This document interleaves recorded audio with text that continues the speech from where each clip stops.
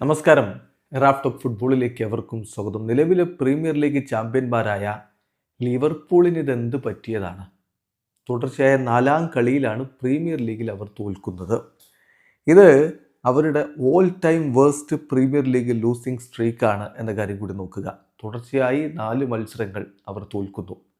നേരത്തെ ഇതുപോലെ ഒരു ഘട്ടത്തിൽ ഈ അവസ്ഥ ഉണ്ടായിട്ടുണ്ട്. അപ്പോൾ അതിനോട് ഒപ്പം നിൽക്കുന്ന തരത്തിലുള്ളൊരു ലൂസിംഗ് സ്ട്രീക്ക്. ക്രിസ്റ്റൽ പാലസിനോട് 2-1 തോറ്റിരുന്നു. പിന്നെ ചെൽസിയോട് 2-1 തോറ്റു. മാഞ്ചസ്റ്റർ യുണൈറ്റഡിനോട് 2-1 തോറ്റു. ബ്രെൻഫോർഡിനോട് 3-2 തോറ്റിരിക്കുകയാണ്. എന്താണ് അവർക്ക് പറ്റിയത് എന്ന് ആരാധകർ വളരെ അത്ഭുതത്തോടു കൂടി ചിന്തിക്കുന്നൊരു സമയമാണിത്. എവിടെയാണ് പിഴക്കുന്നത്?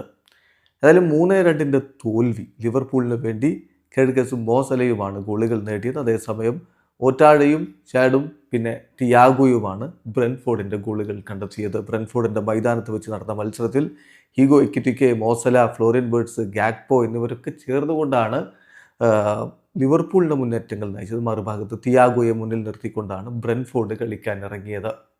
കളി വലിയ നിരാശയാണ്. കാരണം Virgil van Dijk penalty concede ചെയ്യുന്നു.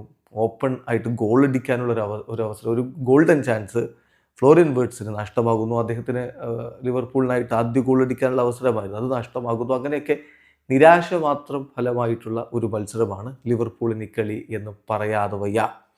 കളിയിൽ ആദ്യ പകുതിയിൽ ലിവർപൂൾ ആധിപത്യം പുലർത്താൻ വേണ്ടി ശ്രമിച്ചെങ്കിലും ലീഡ് എടുക്കുന്നത് 5-ാമത്തെ മിനിറ്റിൽ ബ്രെൻഫോർഡാണ്. അവർക്ക് വേണ്ടി ആദ്യ ഗോളിൽ ഡാങ്കോ ഔട്ടാര നേടി. അതോടുകൂടി ലിവർപൂൾ ബാക്ക് ഫുട്ടിലാവുന്ന ഒരു കാഴ്ചയാണ് നമ്മൾ കാണുന്നത്. തുടർന്ന് മത്സരം പുരോഗമിക്കവേ 45-ാമത്തെ മിനിറ്റിൽ അടുത്ത ഗോളും ബ്രെൻഫോർഡ് നേടുകയുണ്ടായി. കെവിൻ ഷേഡ് ബ്രെൻഫോർഡിന് മുന്നിലെത്തിച്ചു.